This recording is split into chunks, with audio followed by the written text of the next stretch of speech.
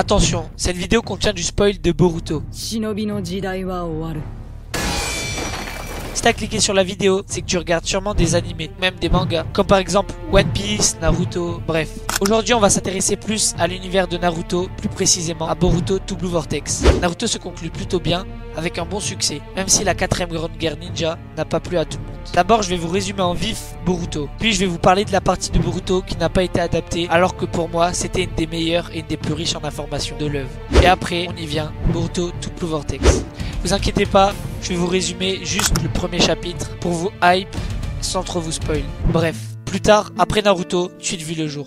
Boruto. C'est l'histoire du fils de Naruto, Boruto, qui n'est pas tout à fait comme son père, même s'ils sont tous deux très turbulents. Très tôt, on apprend que Naruto devient le 7ème Hokage. Mesdemoiselles, messieurs, Naruto Uzumaki. Et aussi que Hinata est la mère de Boruto, même si on le savait avec le dernier épisode et le film The Last. Boruto a une sœur, Himawari, qui très tôt éveille son Byakugan, œil génétique du clan Hyuga. Naruto avait pour objectif de devenir Hokage. Et qu'en est-il de Boruto? Boruto entre à l'académie après une entrée fracassante sur la statue du 7ème Hokage. Il se fait vite des amis, puis découvre son équipe 7 comme son père. Composée de Mitsuki, le fils adoptif de Orochimaru si on peut dire ça, Sarada, la fille de Sasuke et de Sakura, et Konohamaru, le petit-fils du 3ème Hokage et le disciple de Naruto. L'équipe 7 vit plein d'aventures, de missions et progresse, bref, plein de hors-série. Mais quelques menaces arrivent, notamment les Otsutsuki, donc Boruto doit s'entraîner. Puis un soir, Boruto, énervé de l'absence de son père à cause de son poste de Hokage à l'anniversaire de Himawari, jeta la veste emblématique de Naruto, puis la sonnette retentit.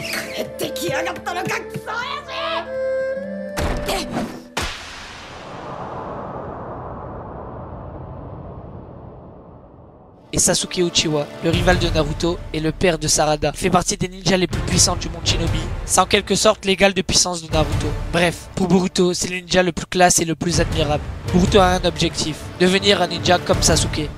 Boruto, en train de tricher à l'examen des Chunin à cause d'un scientifique qui lui a donné des outils scientifiques ninja, se voit retirer son titre de ninja par son propre père, le 7ème Hokage. Mais très vite, le village subit une grosse attaque au niveau de l'arène de l'examen, puis un gros combat eut lieu. Et Naruto se fait capturer pour sauver le village contre Momoshiki. À ce moment-là, Boruto se dit qu'il a fait une bêtise et repense à son père. Puis quelqu'un d'inattendu vient consoler Boruto. Il s'agit de Sasuke. Il vient lui parler de l'aide que Naruto lui a apportée dans sa jeunesse, puis lui proposa de venir avec lui et les 5 Kage sauver Naruto. Arrivé dans la dimension grâce au Rinnegan de Sasuke où est Naruto, Momoshiki, un Otsutsuki, entre en scène contre nos protagonistes, puis un combat épique eut lieu. Je vais vous la faire simple, Boruto arriva à vaincre Momoshiki grâce à l'aide de son père et de tous nos héros. Mais maintenant, la suite a été lâchée par beaucoup d'entre nous à cause des nombreux hors-séries. Enfin, ce n'est que mon avis. Pour moi, l'anime a perdu beaucoup d'audience. Petite information pour mieux comprendre la suite. Une organisation qui se nomme Kana intrigue Konoha de par ses membres puissants et spéciaux avec des capacités hors du commun. Avant d'entrer dans le vif du sujet, laissez-moi vous présenter Kawaki. Kawaki a fait sa première apparition devant Boruto pendant une mission qui consistait à aller voir le crash suspect d'un dirigeable. L'équipe 7, une fois sur les lieux, trouva rien sauf un garçon. Ce garçon, c'est Kawaki. Mais très vite, des marionnettes de Kana les poursuivit, mais Kawaki et les autres les ont tous vaincus. Mais Kawaki a quelque chose de spécial. La marque étrange de Boruto qui se nomme le Kama interagit avec la même marque que Kawaki a aussi. Plus tard, Naruto recueilla Kawaki chez lui et devient le frère adoptif de Boruto. Au début, ça se passe pas très bien, mais au fil des chapitres, Kawaki s'attache à Naruto, qui pour lui est son sauveur. Voilà un résumé assez bref de Kawaki. Mais qui est vraiment Ishiki? Ishiki est arrivé sur Terre avec Kaguya, grand antagoniste de Naruto, qui l'a trahi. Mais Ishiki a survécu grâce au Kokugan, qui lui permet de se rétrécir. Et est ensuite allé contrôler le cerveau d'une personne, jusqu'à se manifester dans Boruto.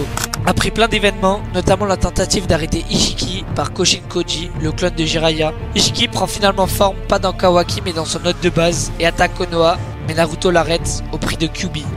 Plus tard, une bagarre entre Boruto et Kawaki éclata, car Kawaki veut protéger Naruto des Otsutsuki et Boruto devient un Otsutsuki à cause de son Kama. Bref, Kawaki veut se débarrasser de Boruto, puis les deux utilisent leur Kama, Kawaki de Ishiki et Boruto de Momoshiki. Puis Boruto se fait blesser au point vitaux, mais Momoshiki le sauve pour ne pas mourir, et Boruto devient presque intégralement un Otsutsuki. Voilà la partie que je trouve la moins intéressante. Maintenant, passons au croustillant. Pour information, l'anime Boruto c'est fini plus tôt que la vraie fin du manga, ce qui fait que ceux qui ont regardé l'anime ont loupé une partie du manga d'origine. Amado, un génie très mystérieux, qui est protégé par Konoha, car il sait beaucoup d'informations précieuses et a révélé ses vraies intentions, qui sont de sauver sa fille grâce à son génie. Amado travaillait pour Kana et a créé des humains transformés avec l'aide de pouvoirs extraordinaires, mais de quelle origine parviennent-elles? T'inquiète, on y vient. Eida et Daimon font leur entrée dans l'anime, sont tous deux des personnages transformés par Amado. Dans le manga, Aida décide de s'installer à Konoha car elle est tombée amoureuse de Kawaki. Konoha accepta, mais Aida doit vivre avec Kawaki, Boruto, Sarada. Je me souviens plus du reste, mais c'est pas très important. Ces derniers chapitres étaient les plus informatifs de tout Boruto, enfin c'est que mon avis. On apprend notamment l'existence de Shibai Otsutsuki. Le Otsutsuki est le personnage de tout l'univers Naruto le plus puissant. On apprend également que Amado a implanté des facultés de Shibai dans tous les humains transformés, notamment Aida